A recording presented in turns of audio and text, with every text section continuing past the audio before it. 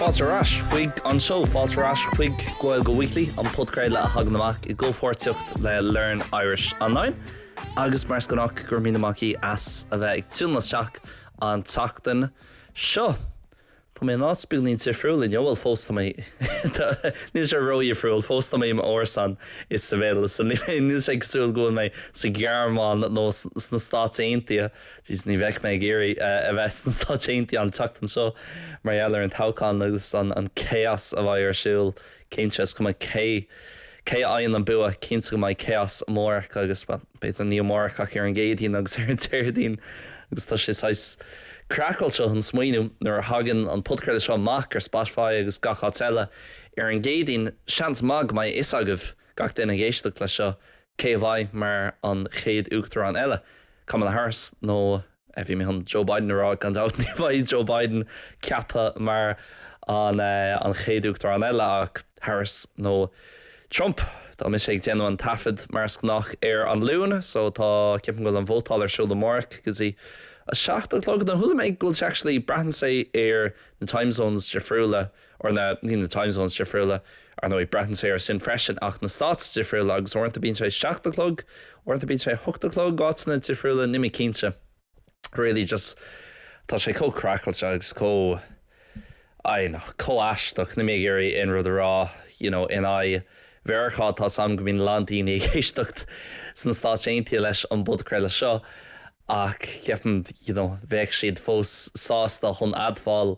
just céchmh crackte agus atá an cás umláin is cuma ar cintíomh más Republicanú más Democratú gohfuil an bhirtsachúb sin Harris agus Trump gohfuil siad san mar an bhirt is fearr chun na bheith ré agus chun na bheith san omíocht le haid an ról sin ceann an ról na is tábhachtaí ar domhan péidir an ról politúil is tábhachtaí ar fud an domhan agus sin uachtarán na státaintia. Bhearcha so nimé I géirid léamh ri an nummarcha faoi agus nimé géirid dúrasteach ar faoi mar listen is lead éarnach mé tá mé mo chonaí sa Spáin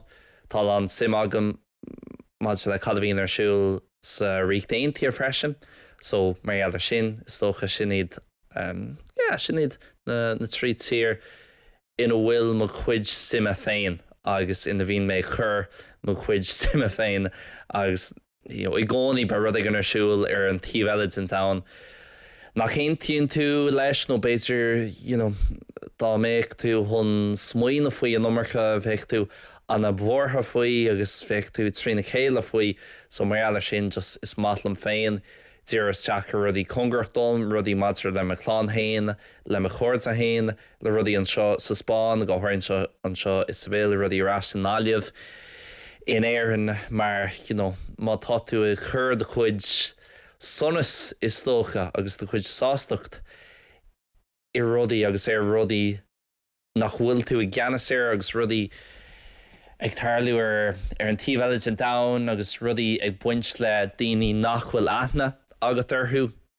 I gcónaí ba tú míhásta fiú rud aigen agus I gcónaí ba tú bortha fiú rud aigen dúirt mé orháin is cuilam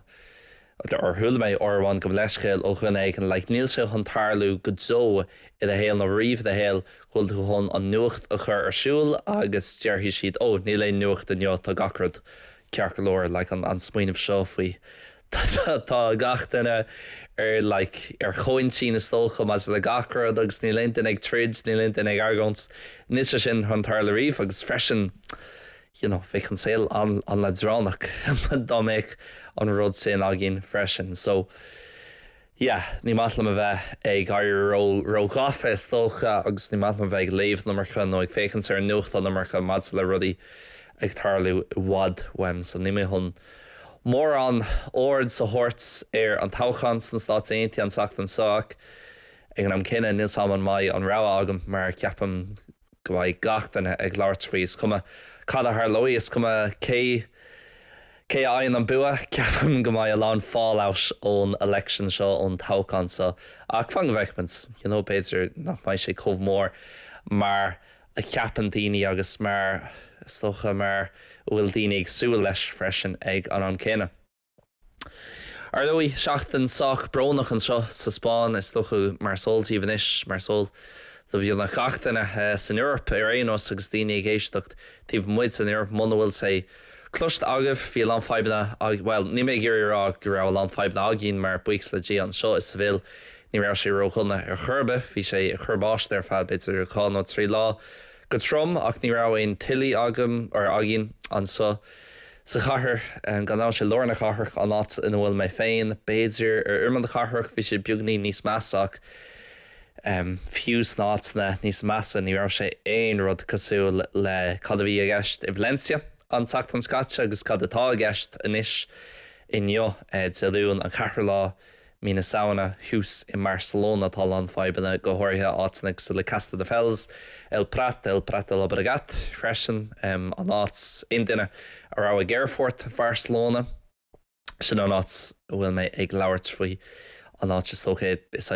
tá sé go thofagúil níos agam an goréon sé mar chuid san chathair ceapgóil sé beidir buganí tíomh mu ach níoseach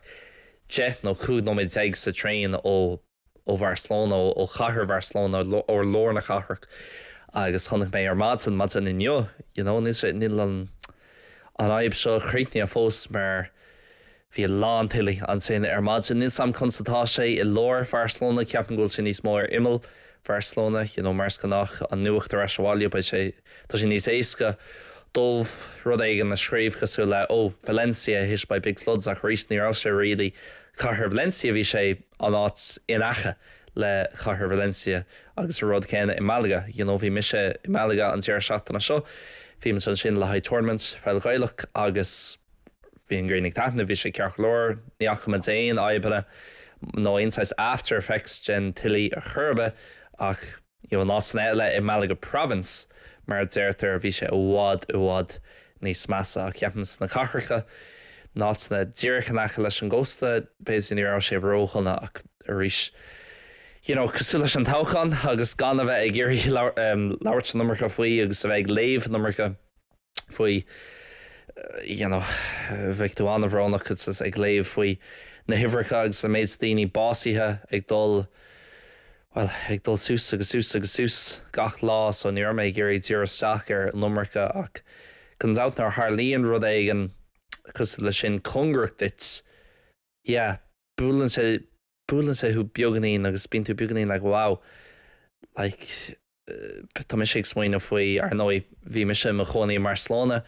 ar frá gábhlín so táarm nach bhfuil mé an sin díorchanis nó bheith chum déile le gachar atá ar siúil an sin agus seans go méid mé i moille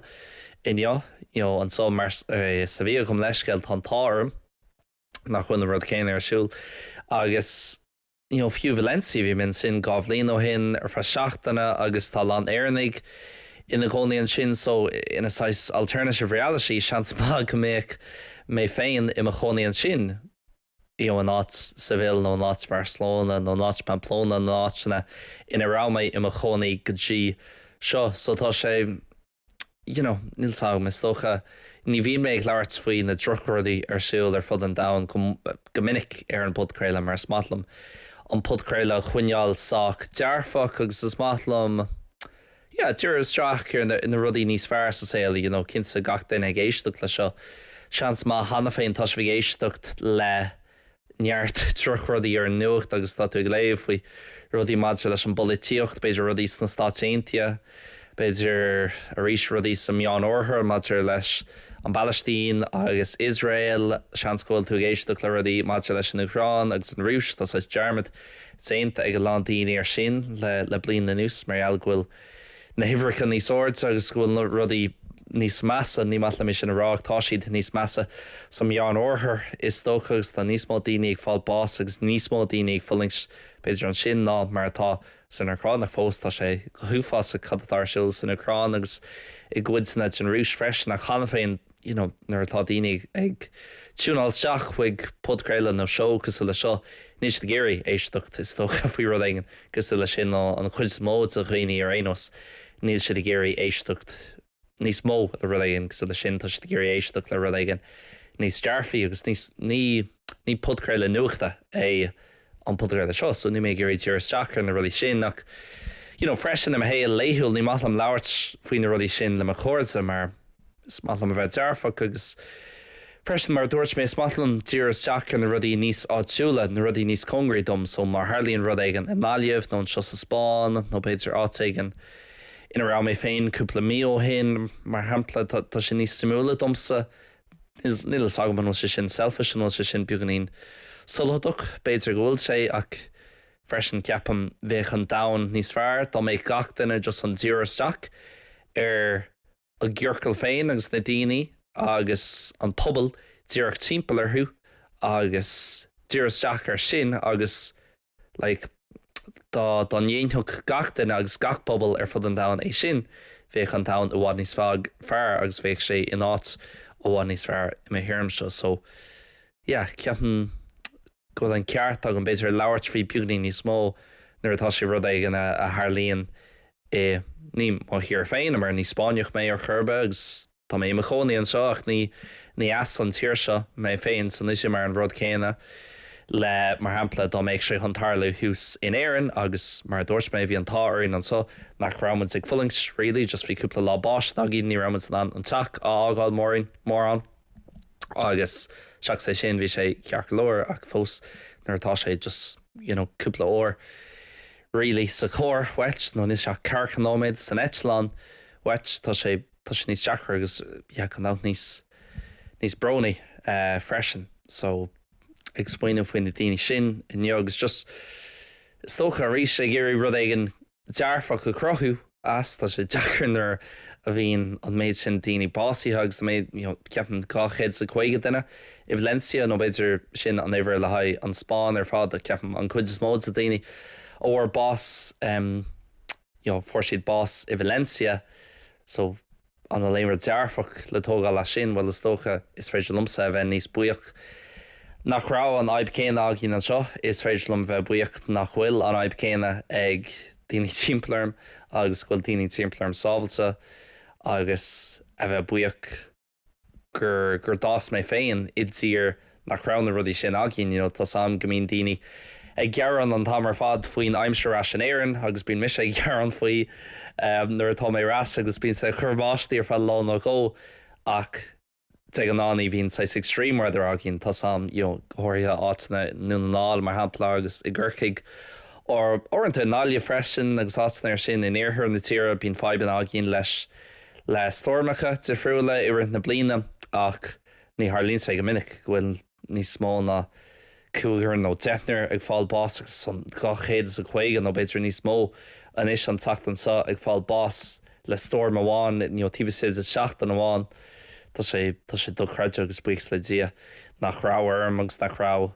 ar machlán agus mo chóirde dul trí rud aigen cosú le sin rivers a saoil mar tá sé tá tú powerless ní léon ina cuachtad ní féidir le a bheith ní léon smacht a gin ar an aimsir gcóí smuoinim é sin faoin isca mar hamplan ar tátaigh snáb tá sí grandfrin nar churann daoine ceistem ó an bhfuil an sláb nó nar chluisman an cheis sin chuthair ar chuoine eile Tá mé well cad a cilíonn sé sin má tá mé i linn snábha i Leisureland an Áilíomh tá mé an snáb tá mé an cúpla lensa dhéanamh ach má chuirntú mé mu an sin na beidir kilométer bháin ón trá agus tá sé garmh agus tá se an na fór nó ní min an snáb an sin níl seans agam mar an náidir agus an aimsir is cuma cé chomh cuaach agus táid mar chuoine limas an éon rud a dhéanú ag iompráid le an cuacht agus sa stocha ag iompráid leis an méid tionkar atá ag an aimsir ar saoilena agus ar an saoil agus an bás agus más rud é gohfuil storm cos le sin tá dú powerless mar ar fá ní tá sam gohfuil daoine ag tuairt amach faoin réaltas an seo sa Spáin agus beidir an aspa sais reaction agus bhí an rí an sin in bhí rí na Spáine an sin agus bhí daoine cathú rudaí ina agus bhí agus ceapan Pedro Sánchez freisin an príomhhar bhí fágáil níos luúthe sa lá mar bhí siad géirí mar ealar an méid agóidí agus an méid mí háisteach de stócha agus an rest a bhí an sin i gcuine an réaltas a gcuine an chláán rióga freisin ní orsaid sásta churbe den daoine an sin a Valencia is tócha na rééis ní mé gurí leirt numar chu faoi mar níor lé mé mór an faoi go dtí seo ach ceapan go raibh sé mar ealar an reaction agus nach dhearna an réaltas an seo an óhan an cabhar leis na daine sin agus grá é sacu go maiid a land feiblan leis an báiste agus na tuilí cúpla lá rih a hála siad ach ní rá mór an planál chutha seach an cabhar leis na daine agus an feibna seo agus an tragóid seo a cheachans ach is tá se an bhrónach ar fád an a bhuíoch nach rá sé sula seo an sabil mar dúirt mé ní rá sé just ach churbáistí ar cúpla lágs ní rá an tuilí chunrach domsa ar éos agus tá sé tuis buúdín scéirí an rud céine le crit talún mar hapla ríis antá aíonn an just a Spáin nach mín ar an téile le critna talúna nó an ána bhfuil mé féin ar éos ach a ríis just ruding sa le sin ní féidir le taon rud dhéana faoi, ok, tá tú ná beag ní planáil a chuirteach ach you can only mitigate it, ní féidir le tá chuir nó go i dhéanamh an cabhar leat beaganí nach fós tá tú in the hands of the gods mar a déirfá so just tá sé an bhrónach ní féidir mór an eile really a rá faoin ní ra méid planáil an leabhartrí mór an tachtan seach tá sé seo díos mó ná leat an fudcréile catsa so beidir ar seachtain cos le seo agus a landíní bortha faoi cad ar siúils na sátéintia nó a landíine eile tá sé ar bís faoi cadtá an tarlú beidir tá sé tinú go mór le bua Harris tá sé tinú go mór le bua Trump agus sin cearclóir tá landíine ag súil go mór le mór agus ahrú beidir na sátéintia nó tá sé ag súil go mór leis an rud céine agus Trump a cheachans ní mé cinsa ach tá mis landsásta go bhfuil Tíirmí de friú le gach duine agus bhfuil an seansa gach duine an bhótáil agus ní maithlam sa a bheith gur tá mé gomláin ar an tíobh seo agus is fiúil am an tíobh eile mar ní choiríonn sa sin le aon duine agus ní choiríonn sa sin le aon rud beceartúna is cum an nóil tú ar choinsin leis an tíobh eile beceartid sa bheith in an chóra a bheith acu lo beceartid sa bheith féráilsa beceartid tuiscint an cuidir mód a daoine le ag bhótáil amach san sátéintia mas rud ag bhfuil siad ag bhótáil le Trump nó Harris cuma níos ag bhótáil le fuathas níos ag bhótáil chun mercha a dhéanú níos measa tá siad ag bhótáil chun mercha a dhéanú níos fearr ach tá smaoin siad friúla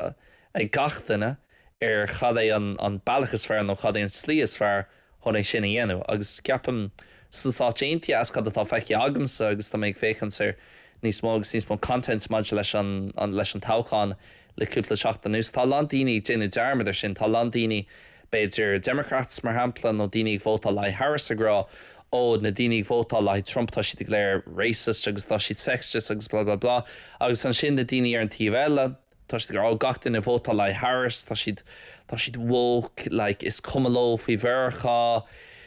tá siad gur seo nó tá siad gur go darlíonn sa seo agus níos sin fear ceap man chuid is mó sa chuoine tá bhád níos mó sais in common acu leis an tíobh eile ná mar cheapan siad agus an chuid is mó a daoine ag vótáil le Harris amach tá siad ag vótáil le mercha níos fearr a churchu agus an chuid is mó daoine ag vótáil le Trump nó freisin ag vótáil le aon ar iarthóir eile cosú le níos am cintanamtá Urhu ar na iarthóir eile agus sin scéal eile céimhsáis two-party agus atá an chóras an sin san sátéinte ach na Libertarians mar hampla na Greens agus Independents agus daoine mar sin tá siad bhótáil ar son na chuoine sin méad go gheapan siad ghfuil siad chun mercha níos fearráilsa a chruthú agus mercha níos fearr a chruthú agus ceapan ghfuil an damhnach go háirithe na státéinte ghfuil sé garí an sais polarizeach ar nóid tas ag gachtainna faoi sin a chuéis tí mallam bheith leabhart mór an faoi tíortha muna rámé sa tíir sin ribh seo mar tá tuairm agam agus tá tuairmí agam ar na státéintia ach as cén áit aim na tuairmí sin fáim na tuairmí sin as an nuacht fáim na tuairmí sin as YouTube as na meán is tócha ach mar hampla mise a choní an sa Spáin na smaointí bhí agad faoin Spáin ar as an éireann na smaointí aonn tú ó na meán agus ó telefís agus ó na meán ó síalteach ar eile, tá se chun an difriúil ó chunas actually atá an fearhéal an seo sa Spáin nar atá tú de choníon seo, so ní matlam a bheith gra ótá na stáitíntaí an is cos le seo tá na daoine sin cos le seo tá si ag smaoinmh bhí seán i gcónaí tá sé sin le haid na daoine na stáitíntaí agus ní matlam bheith gra ó beart go méid na daoine sa tíir sin ag bhótáil ar son an chuna sin cúpla mío hin bhí sé mar an ggéan seo san Eorp leis an rank. Bhí gach den ar gá bheith si thuúfásach dá méid an pártaí seo chun an Toghcháin a bhuachan ba uachtar an agin ar clé an sin, ba uachtar an agin ar dheis an sin, no, ba uachtar an acu an sin. Ba uachtar an acu ar clé, ba uachtar an acu ar dheis. Ní Franco chosa. So mar eile sin le a hell just fág gachar agus fág políocht a Franca fág políocht na stáitíntaí chuig na daoine sin. Sean an cearta atá acu an labhairt na iarthóirid ar friúla sin an cearta atá acu chun vótáil agus a gcuid vótálaí a úsáids chun beidir duine nua a chuirteach nó leanúid rá leis an rialtas céine agus sin an cearta atá agamsa in éireann chun a bheith vótáil le haid in pártaí ó bhfuil mé géirí vóta a thuairt nar bhíon Toghchánaí arás in éireann. So orintanta bíon gach duine chomh gafa I mthíorm sé réanos, agus tá agam le rud éagsú le uachtarán na stáitíntaí, tá sé tábhachtach mar tá tioncair na stáitíntaí ar an domhlán ag ag ná céine. Ní mar chánach mé, níl an ceart agam chun vótáil san stáitíntaí, agus sin le haid daoine san stáitíntaí. Is iad san na daoine a bheith ag déileáil le Trump marúchtán nó déile le Harris marúchtán nó ag déile le Republican Senate nó Democratic Senate Senate peart marrá. So sin le haid na daoine sin agus is mátlamsa socha dúr seach an rudí tíocht timpplaarm na daoine I héal léithúil mo chóirde agus orintanta bíon daoine chomh gafa leis an bolíocht le daoine cháúla le rudí ar siúil ar an tíhheile an dam na dinsí dermid tá chadatá díoch os a glór, ní echtan siad gohfuil cóirde acu nó cara acu agus tá siad ag fulling spéidir lena meabhar chláánsa agus gúil siad ag smaoine faoi lámh a chur na bhás féin. nó beidir gúil siad ag fulling beidir tá cara acu go leiscéil agus ní léon airgad acu agus tá carú ag tastal lethú agus tá beidir fiú beagnaín cóirla ag tastal lethú agus arís tá daoine chomh gafa le cadatá arsúil. Maid le daoine nach bhfuil siad chun casú lo riomh ina saoil daoine cruthú policy nach mai éifocht nó nach mai tioncar acu ar a saoil féin riomh nó go dó ina saoil agus dinsí dearmid an rudí tábhachta ina saoil féin agus is saoil na daoine timplairt freisin nó timpplairthú ina saoil freisin. So is socha bhí méid swinine beagnaín faoi sin maid sa rudí arsúil an seo sa Spáin atá sa cógracht dom ach ag am céine rudí arsúil timpplair down le cúpla mí anús sa meán óthra leis an Toghcháin inis san stáitíntaí agus daoine rágail sa seo mar an Toghcháin is tábhachtaí le 5 bliain nús le 7 bliain nús san stáitíntaí níl sam I mé rilí cinse agus beidir ní bhaas agin ar fa cúpla bliain eile fan go bhheicmins cad a Harlíonn leis an Toghcháin agus cad a Harlíonn le uachtarán Harris nó uachtarán Trump ach níl sam ní mi sé gur smaoine faoi an nummarcha réadaí inis agus just dúr isteach ar na rudí I héal hain ach bhí mé géirí labhairt sa fotail seo réadaí faoin tíir seachtainna bhí agam agus a bheith I Malaga agus an crachí san sin agus an peilgóileach ach arís Tagann Gaeilge Weekly ní bhíon méid planál mór an rudí agus ceap méid gur sé tábhacht freisin labhairt beagnaín faoi cad a bhí arsúil an seo sa Spáin agus cad a bhí arsúil hús I bhlénsí níos mó na eile mar dúirt mé níor chuir sé isteach orms agus ní rá orms a déile léon rud an seo sa bhfuil ach an méid daoine I Valencia agus baistigh déile le seo ar fra míana nó blianta rilí agus ar nó na daoine a chail cóirde a chail buil cluine freisin family members ní bhaid a saoil mar an ggéine arís, ní bhaid an saoil mar an ggéine dómh go Joe. Hí an féhan le tro blion ba siad fós ag déal leis seo agus landíní tá chorna imithe tá beidir a ddíthe imithe nó ní féidir le fannacht san áit in rá siad ina gcónaí agus just tá saoil go thomláin aithrithe dómh. So bhí mé gur leart bíonaí faoi sin nach bhí an mácham i Malaga ag an tíar seachtain in ní bhain sé ceart a bheith leart faoi sin really in isteach ach bhím san sin le haid an peil Gaeilge mar dúirt mé ribh ar an budcréile agus mar dúirt mé an an nuirí agus an séisiir sa chatsa bíon mid gimmert teagan tournament amháin gach mí so an bhí seo táid or bhímid i Malaga le hain tournament an sin just match day really agus táid sra agus bíon mid gimmert ag gach match day sa gach lethe buic le formant an bua sa Dátheangach acu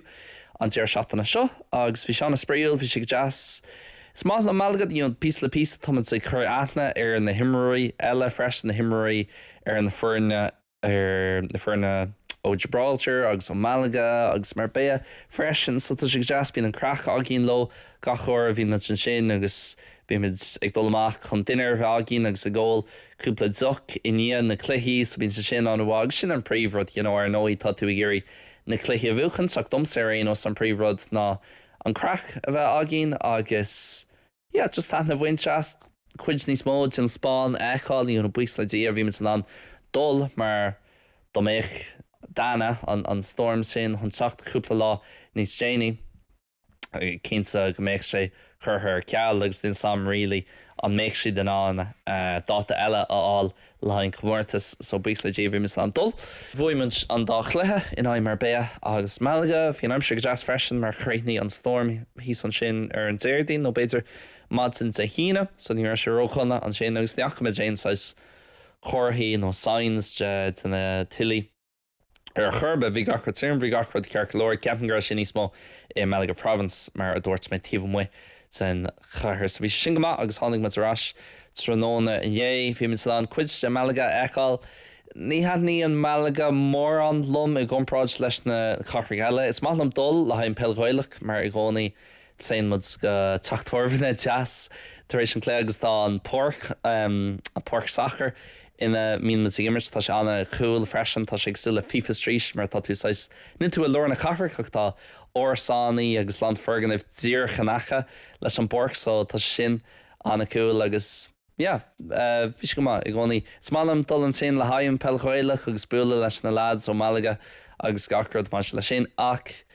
ag an am céine i lorna chafrach an lá ná in main muds sin an hostel in minimin sig fannacht i gcónaí tá sé lorna chafrach just tá sé anna toiristaí agus ní má mé mór anna cínsa a lán chafrach agus lei sin sa Spáin agus le Malaga, Valencia beidir freisin agus Barcelona níl lorna chafrach anna jazz ach an sin chéin tú chuig na barrios chéin tú chuig na ceantarcha de friúla ar imime na chafrach nó just timppla lorna ar go leis go tíh mu